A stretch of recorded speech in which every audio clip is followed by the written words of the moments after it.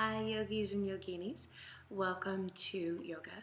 So, I may not be dressed for physical yoga, but as some of you may or may not know, asana, which is the physical practice, right? The postures of yoga, is only one small part of the totality of yoga. So today we're going to be discussing a philosophy which is one of the most important philosophies in all of yoga. And I'm going to be illustrating this philosophy by using two stories, one by a great, well-known French philosopher and another by an equally as clever philosopher, but we may not think of him as such. So let's see how this goes. Okay.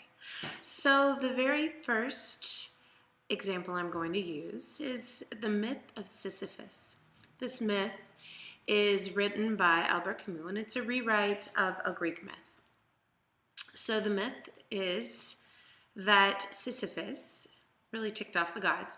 So he was sentenced to roll a boulder up a hill for his entire life, which went on for eternity.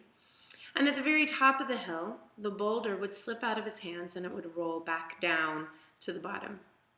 So, of course, this was unbelievably frustrating to Sisyphus because it was futile, right? We like to feel that we're always moving forwards, that there is no futility in anything. So it was very challenging for Sisyphus to deal with this, right? To deal with this eternity of what he perceived as futility. So one day, right, he was rolling the boulder up the hill and he made this realization that the actions would always be the same. He would always roll the boulder up the hill. That was his lot in life for eternity in this matter. But the only thing that he could control were the perceptions of the action. So, yes, he would always roll the boulder up to the top of the hill. It would always slip out of his hands. But he could make the choice to perceive that action differently. Maybe he made the choice to experience joy at physical exercise. Maybe he made the choice to breathe a little bit differently, to be in his body a little bit differently, right? But to embody a different sense of the action. So, what was Camus saying? Camus was saying that all actions at the end of the day are just that, they're actions. And therefore they are pretty much equal in the world, right? It's just energy being expended. It is our perception of the actions that dictates the type of action that we see it to be. So, okay, if that holds true, right, that must mean that everything throughout our day is just that. It is something. It is an action. It is an existence. It is a moment. The only thing that gives it merit, or in a lot of cases, takes away or detracts from the merit, is our perception of that action. Okay? So who's the second philosopher? Chris Rock. Yes. So once again, he is expending, you'll hear he's expending energy, right? But it's our perception of who he is that dictates whether or not we think he's a philosopher. So we love to get into this trap of deciding and dictating, right, our perceptions right out of the gate. So I was watching a comedy routine one night and Chris was talking about sexual harassment in the workplace. And he was noting how interesting it was that when an unattractive man hits on a woman, says she's sexy or whatever, that it's perceived as sexual harassment, right? But if another man, an attractive man, hits on the same woman, maybe says the same thing, or utilizes the same action, it all of a sudden ceases to be sexual harassment and it's now a compliment.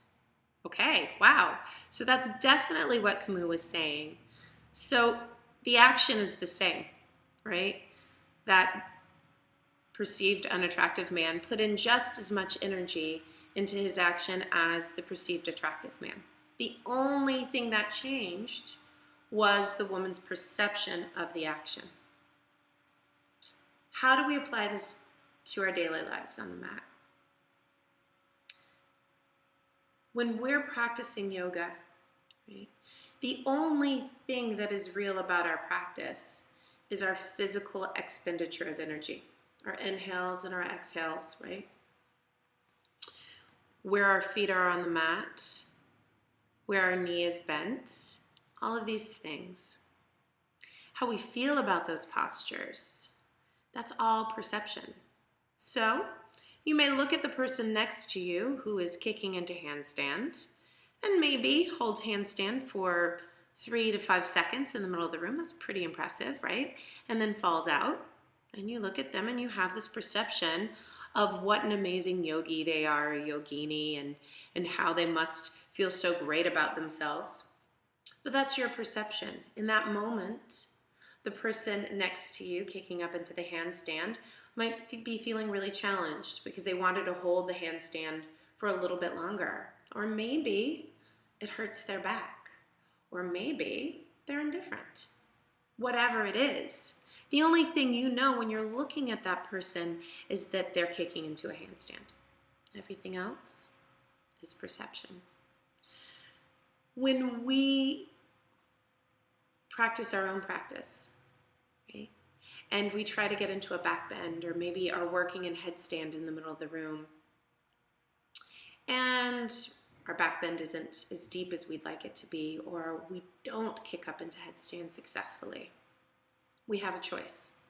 We have a choice about how we're going to look at that moment, right? Is that a failure? Is it a success? Are you indifferent? Are you angry? Are you overjoyed? All of these things are a choice. So when we come to our mat day after day and we move our bodies, we make that choice to practice how we view what we're doing. Right? That's why we call yoga a practice. We come in onto our mat and it's a dry run for life. Right? We practice looking at ourselves and seeing ourselves in specific ways and maybe shifting our perception at the same time.